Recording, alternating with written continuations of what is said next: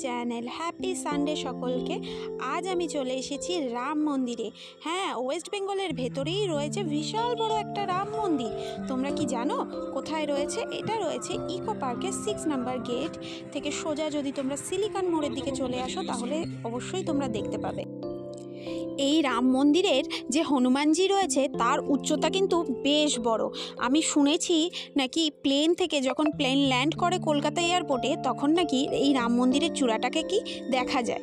কিন্তু আমার তো কখনো সৌভাগ্য হয়নি এখনও প্লেনে চড়ার, তো আমি ঠিক কনফার্ম নই অ্যাকচুয়াল কি দেখা যায় কি না। তো আমারও কিন্তু এই প্রথমবার আসা রাম মন্দিরে একটা মানসিক করা ছিল, সেটাই দিতে এসেছি। কিন্তু মানসিকটা করেছিলাম দূর থেকে, তাই আজকে এলাম কাছে থেকে পুজো দেওয়ার জন্য। তো এই দেখো মন্দিরের এন্ট্রান্সটা, আর এখানেই যাবতীয় কিছু পাওয়া যায় কিন্তু মন্দিরে পুজো দেওয়ার জন্য।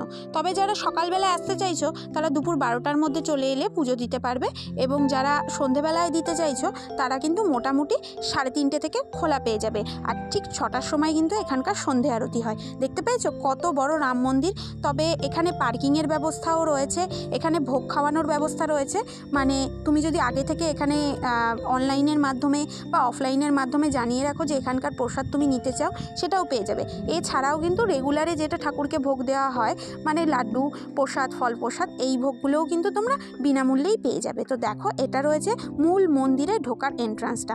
তো এইখানে শীষ নাগ রয়েছে, কৃষ্ণদেব রয়েছে, এখানে রয়েছে একটা রথ যেখানে জগন্নাথ, সুভদ্রা, বলরাম সকলেই রয়েছে। আর হর হর মহাদেব, তিনি থাকবেন না কোথাও, সেটা কি হতে পারে।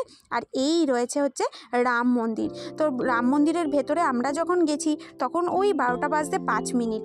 তো বুঝতেই পারছো একদম শেষের টাইমে, যেহেতু প্রথমবার গেছিলাম তাই কোনো আইডিয়া ছিল না। আর এখানে না কনস্ট্রাকশনের এখনও কাজ চলছে। তো এখানে যারা থেকে পুজো দিতে চাইছো, মানে যারা হয় না দূর থেকে আসছে, অনেক দিনের মানসিক রয়েছে, তো তারা কিন্তু এখানে থাকার ব্যবস্থাও পেয়ে যাবে। আর বাইরে বেশ কয়েকটা দোকান ছিল, সেখান থেকে আমি একটা ডালা কিনেছিলাম যে যদি পুজো দিতে পারি, হয়তো খুব বেশি টাইম থাকছে না হাতে, তবুও দৌড়ে গিয়ে যদি পুজোটা দিতে পারি, কারণ মানসিকের পুজো বলে কথা। তো দেখো এটা ছিল আমাদের 110 টাকার একটা ডালা। তো সমস্ত জিনিসই দিয়েছিল, কিন্তু এসে দেখলাম মন্দিরটা বন্ধ, মনটা খুব খারাপ হয়ে গেল। তো পুজো দিতে যখন এসেছি দেবো তো অবশ্যই। তো সেই জন্য বাইরে দেখলাম এরকম একটা বেল গাছ রয়েছে যেখানে অনেকেই পুজো দিচ্ছে। তো আমিও এখানে নিজের মনের কথা জানিয়ে পুজো দিলাম, এবং এখানে সমস্ত কিছুই ছিল, মানে ধূপকাঠি, ফুল, বেলপাতা সমস্ত কিছু দিয়ে দিয়েছিল। আর পাশেই দেখলাম মহাদেবের একটা মূর্তি, তা ঘিয়ের প্রদীপটা বেলগাছে দেখিয়ে তারপরে মহাদেবকে জানালাম। তবে আমি যেহেতু ভেবেই এসেছিলাম যে পুজো দেব, আর মানসিকের পুজো যতই হোক, তাই আমি কিন্তু আবার সন্ধেবেলায় ভিজিট করেছিলাম। মানে পুজো যখন দিয়েছি, জিদ ধরেছি, আমি তো দেবই। তো ভগবানের ওপরে রাগ যেমন দেখাই কোনো কোনো সময়, আবার কিন্তু ভালোবাসি, কারণ ভালো তাকে বাঁচতেই হবে। শুনেছি ভগবান যখন দেয় ছাপ্পার ফাড়কে দেয়। তো আমার এই দিনটা হয়েছিল ঠিক সেরকমই। আমি মহাদেবকে পুজো দেব এটা ভাবতেই পারিনি, কিন্তু ভাগ্যে থাকলে দিতে তো হবেই। তো রাম মন্দির খোলা না পেয়ে বাইরে শিবজিকে কিন্তু মন ভরে সকালবেলায় পুজো দিয়েছিলাম, আর আমি না খেয়ে উপোস করে গেছিলাম। তো সেই জন্য ভাবলাম শিবজিকে পুজো দিই, সাথে রয়েছে গণেশ দেব। তো সবাইকে মন ভরে কিন্তু পুজো দিয়েছিলাম। আর এখানকার লাড্ডুগুলো যা অসাধারণ খেতে ছিল না, কিন্তু সারাদিন না খাওয়া রয়েছি, শুধু লাড্ডু খেলে হবে, তাই বাইরে থেকে দেখলাম একটা কচুরির দোকান রয়েছে, সেখান থেকেই টিফিনটা সেরে নিলাম। আর ওই যে বললাম সন্ধেবেলা আবার পুজো দিতে আসবো, তো কোথাও তো রেস্ট নিতে হবে, অতক্ষণ কোথায় দাঁড়িয়ে থাকি বলো। তাই ভাবলাম ইকো পার্কের এত কাছে এসে ইকো পার্কে একবার যাব না। আর আমরা কিন্তু একা আসিনি, এবারে ভাই আর সুমিতাকেও নিয়ে এসেছিলাম রাম মন্দিরে পুজো দেওয়ার জন্য। টিকিট না কেটেও ইকো পার্কে এতক্ষণ কিভাবে থাকলাম পুরো ভিডিওটা দেখলে তোমরাই বুঝতে পারবে।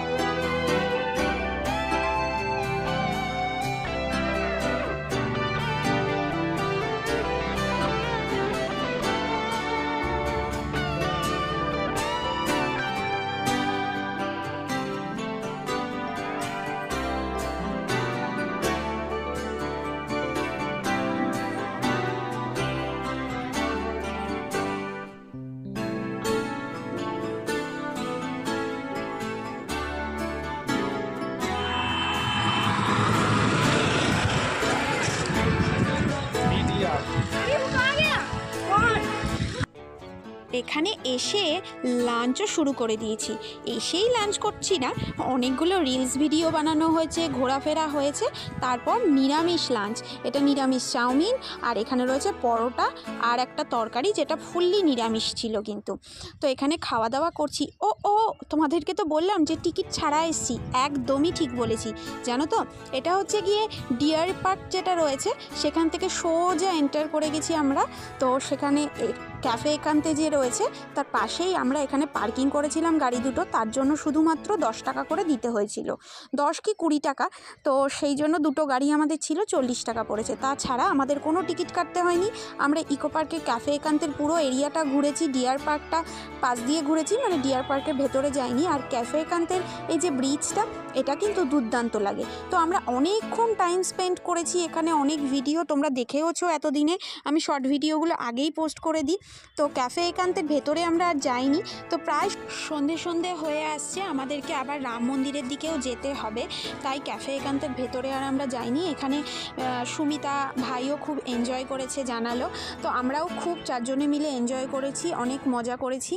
তো এরপরে যাব হচ্ছে রাম মন্দিরে, সেই ভিডিওটা থাকছে নেক্সট পার্টে, তো সেটা অবশ্যই দেখো। কিন্তু ঘড়ির কাঁটাতে বাজে ঠিক 5:18। তো এই ক্যাফে একান্তের রোডটাতেই আমরা ওয়েট করছি। এরপরে আমরা যাব রাম মন্দিরে, মানে হনুমানজির মন্দিরে আবার একবার যাব সন্ধে আরতিটা দেখার জন্য। তো দেখি যদি লাকে থাকে, অবশ্যই আজকে এসছি যখন আমি ওনার দেখা করে তারপরেই যাব, এটা একটা মানে করে রেখেছি। সকালে যেহেতু ওরকম অ্যাক্সিডেন্টলি আমরা দিতে পারলাম না কয়েক সেকেন্ডের জন্য, আমি তো দেখা করেই যাব। তো দেখা যাক, ওরা একটু ফটোশ্যুট করছে ভাই আর সুমিতা, সেজন্য আমরা এখানে একটু ওয়েট করছি। তবে সুমিতার জায়গাটা খুবই ভালো লেগেছে, ফার্স্ট টাইম এসছে। তো আমারও এবারে, আমি বহুবার এসেছি, তো এবার এসেও ভালো লাগছে। হ্যাঁ, এই সাইডে এক্সপ্লোর প্রথম না আমার, এতক্ষণ টাইম ধরে এক্সপ্লোর। হ্যাঁ, এই সাইডটাতে থাকাটা আমার কম হয়েছে, ওই দিকটা থেকে যেহেতু আমরা ঢুকি, তো এই সাইডটা অনেকটা সময় কাটালাম এবারে, তো ভালোই লাগলো। তো তোমাদেরকেও দেখালাম, তোমাদের কেমন লাগলো জানিও, আর ওয়েট করে যাও, এখনো পর্যন্ত সন্ধে আরতি দেখা বাকি আছে। তো নেক্সট পার্টটা কিন্তু আজকে ঠিক সন্ধে 8টায় আসছে, দেখতে একদম ভুলো না। আর এই ভিডিওটা যদি ভালো লাগে তাহলে লাইক কমেন্ট শেয়ার করতে একদমই ভুল করো না, সাবস্ক্রাইব